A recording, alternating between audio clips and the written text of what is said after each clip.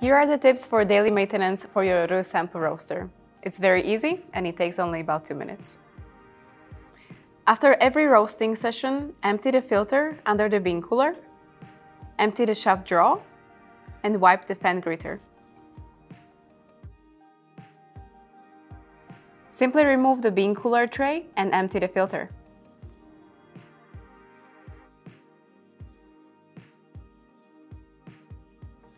Switch off the roaster and unplug it.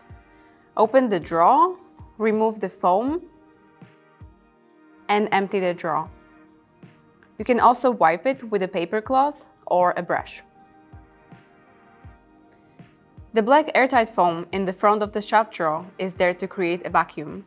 If the foam is not correctly placed or ROEST is not switched off when removing the foam, chaff will go into the fan blades and the fan will not perform optimal. Contact us for replacement if it is damaged.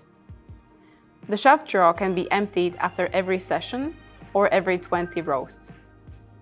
The chaff symbol on the touchscreen will let you know when you have roasted 20 times. After you empty the drawer, reset chaff counter in the settings. Make sure the roaster is switched off and unplugged.